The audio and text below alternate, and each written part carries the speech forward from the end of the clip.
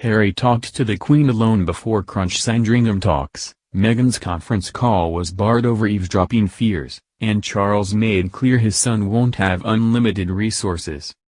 The Queen allowed Prince Harry and Meghan Markle to quit as senior royals following a private heart-to-heart with her grandson at yesterday's crisis summit, it was revealed last night.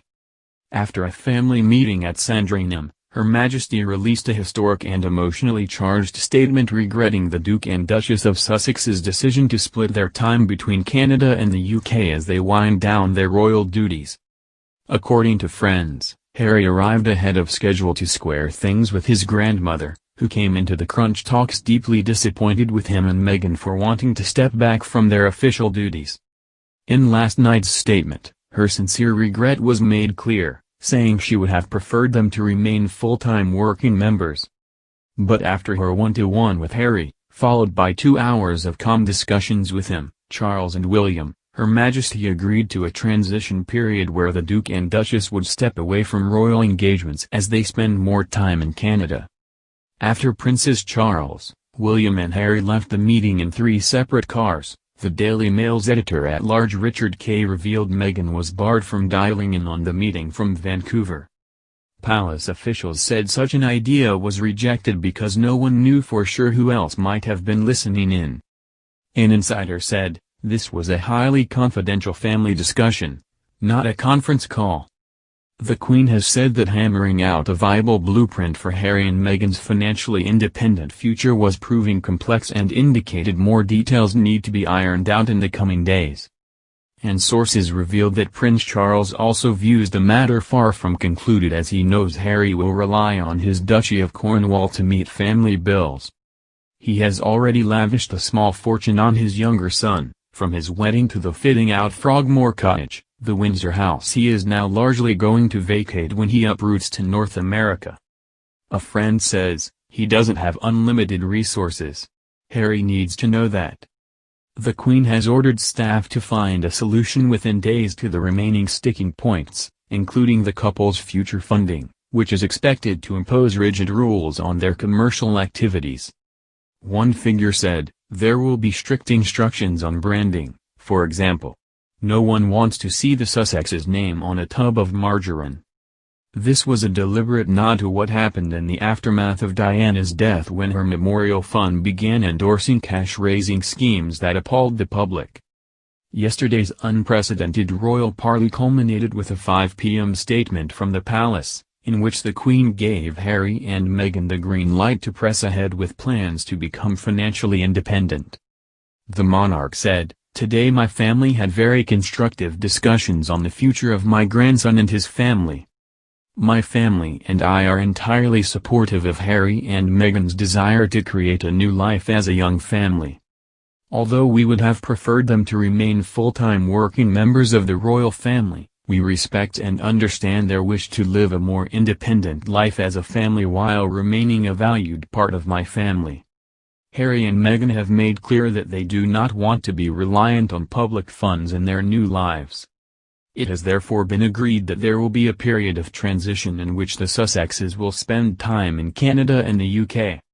"These are complex matters for my family to resolve, and there is some more work to be done, but I have asked for final decisions to be reached in the coming days." The Queen, who is desperate to chart a way out of the crisis raging through the family ranks, has ordered courtiers to double down efforts to develop's blueprint for the Sussexes' future, to be completed within days. In the statement, the head of state broke with protocol to refer to the couple by their first names rather than the Duke and Duchess of Sussex. Some experts have decoded this to mean Harry and Meghan could be stripped of their titles, while others have played it down as the grandmother, 93, simply striking a soft tone. Royal commentator Victoria Arbiter said the move was likely to be telling, tweeting, "I do think it was very striking, particularly in a statement from the Queen. Are they having to give up their titles? This would be an indication they are." Reacting to the statement, Queen Elizabeth biographer and royal historian Robert Lacey said the language was an immensely personal intervention uncharacteristic of typical palace communiques. He told BBC Radio 4, "It is remarkably hands-on. I mean, it may have been processed through officials, but this is the Queen, speaking to her people and speaking about her family, and I think coming right through it is the concern she feels." Speaking to The Times, royal author Ingrid Seward said, "The first round has gone to the Sussexes. It feels that the royal family are bending over backwards to try and help."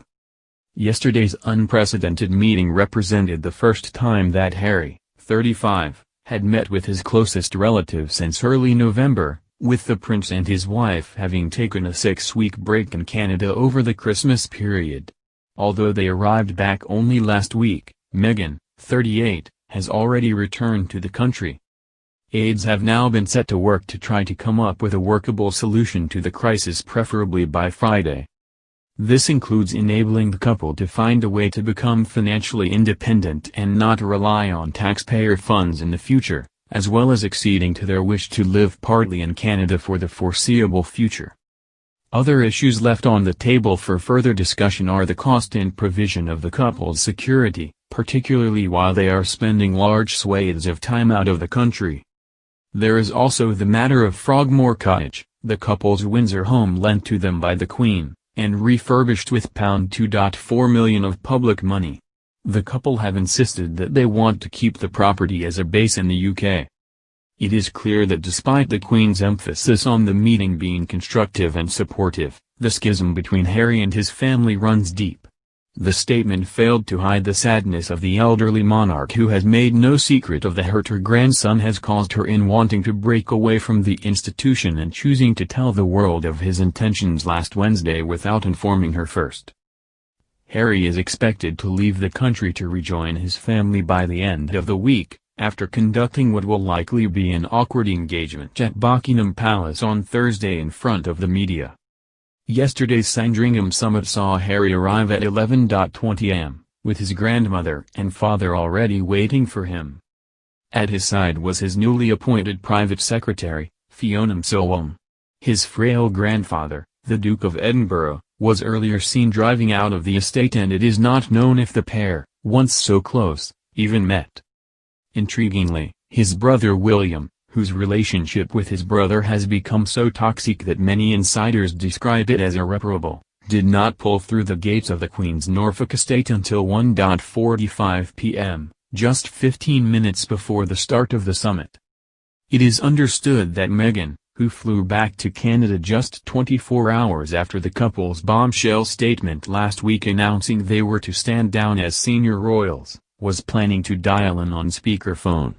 She is staying at the couple's borrowed mansion on Vancouver Island with their 8-month-old son Archie. Some in royal circles suggested last night that Harry and Meghan had left the Queen little option but to capitulate to most of their demands to prevent a royal war. The statements talk of a transition period for the couple between the UK and Canada was said by one aide to be simply a chance for the family to gain breathing space while this mess of Harry and Meghan's own making is sorted out.